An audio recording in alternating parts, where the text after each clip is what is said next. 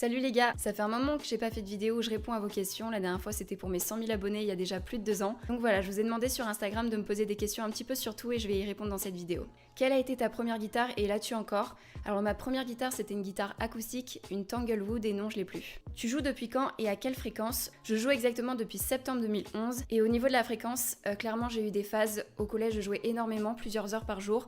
Ensuite au lycée j'ai mis un petit peu de côté la guitare et j'ai repris un rythme plus régulier pendant les études supérieures. Donc voilà, j'ai toujours un petit peu fait au feeling sans forcément me forcer.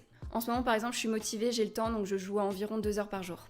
Comment rester motivé quand on apprend la guitare? Tout d'abord, je vous conseille d'avoir un prof, je trouve ça super important quand on débute parce que ça va vous permettre d'avoir quelqu'un pour vous guider dans votre processus d'apprentissage. Et généralement, quand on a un prof, on le voit toutes les semaines, donc voilà, ça va vous obliger à avoir un certain rythme de travail. Je vous conseille également de vous fixer des objectifs à atteindre.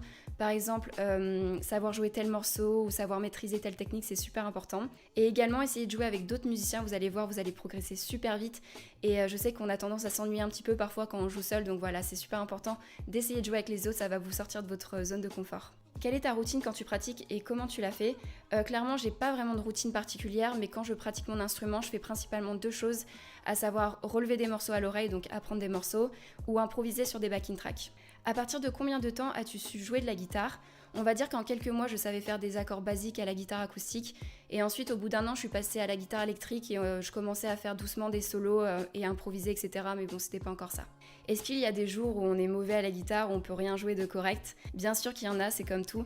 Et d'ailleurs, je sais pas si ça vous fait ça, mais personnellement, quand j'ai un concert ou une répète avec mon groupe et que ça se passe mal dans la mesure où on joue pas très bien, ça me met dans un mood horrible et à chaque fois, je remets toute ma vie en question. Je sais pas pourquoi je fais ça. Et pourtant, c'est normal, il y a forcément des jours où on joue moins bien que d'autres. Quel conseil tu donnerais à quelqu'un qui a arrêté la musique parce qu'il se trouvait pas assez bon? Je lui conseillerais de vraiment pas se décourager et surtout de ne pas se comparer aux autres. Je sais que c'est compliqué aujourd'hui avec les réseaux sociaux, etc. Mais voilà, on progresse tous à un rythme différent, on a tous des aptitudes différentes aussi à apprendre. C'est pas parce que vous shreddez pas ou que vous atteignez pas le niveau d'un Mateusz Azato que vous n'êtes pas forcément un bon guitariste. Voilà, vous pouvez faire des choses très simples, jouer des accords basiques, être sur la gamme pentatonique et être un bon musicien. Et oubliez pas également qu'être un bon guitariste, c'est une notion qui est hyper abstraite et subjective, donc voilà, vous inquiétez pas. Comment tu apprends les morceaux à l'oreille avec les tablatures? Alors pendant très longtemps j'ai utilisé des tablatures et c'est pas forcément quelque chose que je recommande dans la mesure où j'apprenais les morceaux sans trop comprendre ce que je faisais. Et c'est comme les maths en fait, si vous apprenez les formules sans comprendre, il y a un moment où ça va bloquer et c'est ce qui m'est arrivé à la guitare. Donc voilà, les tablatures c'est bien, c'est pratique, mais essayez vraiment de vous en servir intelligemment et essayez de comprendre au maximum ce que vous faites, donc quelle note vous jouez, si c'est un solo sur quelle gamme vous êtes, en quelle tonalité est le morceau, et même vous intéresser également à la métrique du morceau, c'est-à-dire combien de temps par mesure, etc. Donc maintenant j'essaie vraiment au maximum de travailler tous les morceaux à l'oreille, tout simplement parce que je trouve ça beaucoup plus efficace dans le processus d'apprentissage et que bosser son oreille c'est primordial, vous allez surtout vous en rendre compte si vous jouez avec d'autres musiciens parce qu'être un bon musicien avec les autres c'est surtout être très attentive et à l'écoute. Donc voilà, les tablatures je recommande pas vraiment parce que j'ai pas mal de lacunes à cause de ça. Tu as des petits tips pour progresser, continue, t'es au top. Merci beaucoup. Alors pour progresser, un conseil qui est tout bête mais qui est indispensable, c'est de garder votre matos à proximité. Si vous allez ranger votre guitare dans sa housse dans votre sous-sol, vous allez jamais y toucher, c'est sûr. Donc voilà, essayez vraiment d'avoir toujours votre matos à portée de main. Par exemple, vous voyez mes guitares, elles sont accrochées au mur. Mon nouvel ampli, il est juste ici sur mon bureau. Donc voilà, ça va vraiment maximiser vos chances de jouer le plus régulièrement possible. Au début, je vous conseille vraiment d'apprendre des morceaux qui vous font kiffer. Voilà, le plus important au début, c'est de se faire plaisir. Et je vous conseille également de varier les exercices. Par exemple, si vous voulez bosser sur les solos, faites des exercices chromatiques, c'est super efficace. Si vous voulez bosser le rythme, bossez au métronome. Évitez de toujours jouer au médiator, essayez le finger picking, les arpèges, etc. Et bien sûr, après, il n'y a pas de secret, si vous voulez progresser, il faut jouer. Je sais que mon prof d'éco m'a beaucoup marqué quand j'étais au lycée parce qu'il disait à ses élèves que si vous avez du talent, moi j'appelle plus ça des facilités parce que je trouve que le talent, on sacralise un petit peu la chose. Mais voilà, il disait si vous avez du talent, il y aura 90% de travail et 10% de talent. Et si vous n'avez pas de talent, il y aura 100% de travail. Et je trouve ça super vrai. Même si vous êtes un génie, vous allez devoir bosser. As-tu des vidéos où tu jouais de la guitare à tes débuts?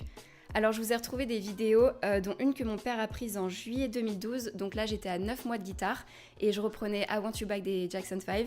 Et pour les autres j'étais à environ 1 an et demi de guitare, donc je commençais doucement la guitare électrique et les solos, etc. même si c'était pas encore ça.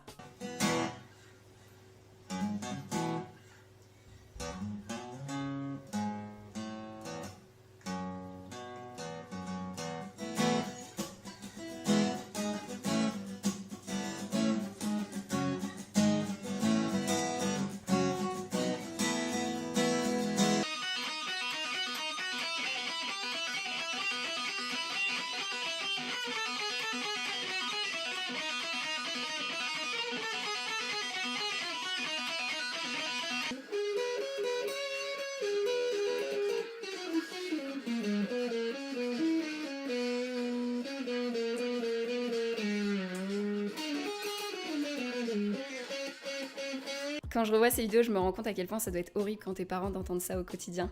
Mais bon, en tout cas, j'étais ambitieuse parce que je reprenais des morceaux qui étaient pas forcément simples. Mais bref, si je vous montre ces vidéos, c'est surtout pour vous rassurer et vous montrer que quand on apprend un instrument, on part tous de rien. Voilà, j'ai moi aussi pendant très longtemps massacré des solos.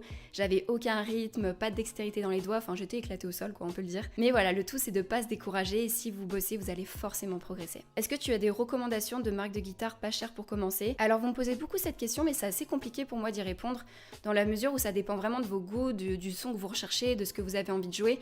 Mais voilà, si vous cherchez une guitare un petit peu comme ma Strat, c'est-à-dire en configuration HSS, un micro double, deux micros simples, je sais que la Yamaha Pacifica a un super rapport qualité-prix. Et au niveau des guitares acoustiques, pour commencer, je vous conseille deux marques, c'est Lag et Cort.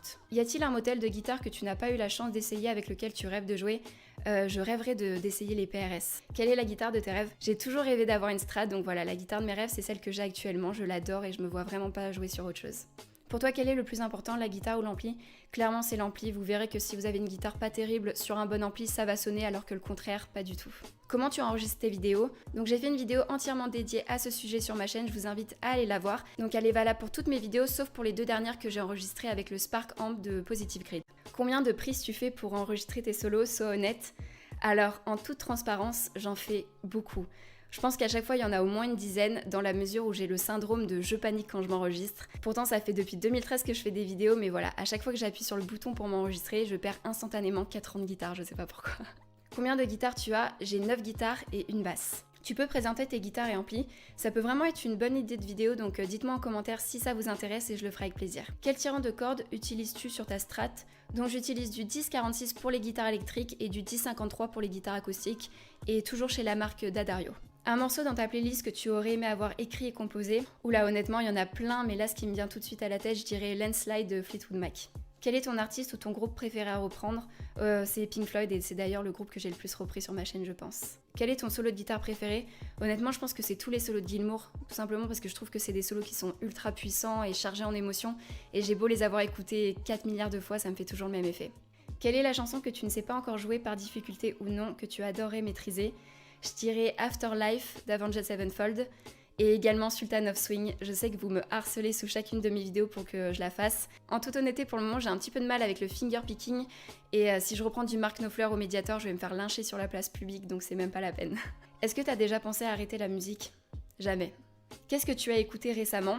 Alors les 5 artistes que j'ai le plus écouté récemment, c'est Alan Stone, Lawrence, The Man's Quiz, Frank Moody et Tomish.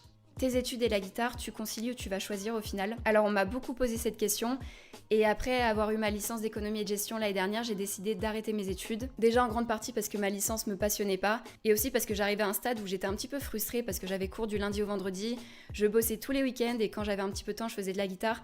Mais résultat, je devenais moyenne en cours, je progressais plus à la guitare et en fait j'avais vraiment envie de pouvoir m'investir à fond dans un seul domaine et j'ai choisi la musique bien évidemment. Tu n'as jamais eu peur de tomber de tes escaliers?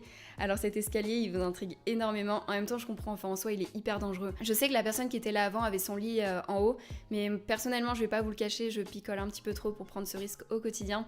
Donc voilà, là-haut il y a rien, il y a que des cartons et mes cases de guitare, donc vous inquiétez pas pour ça.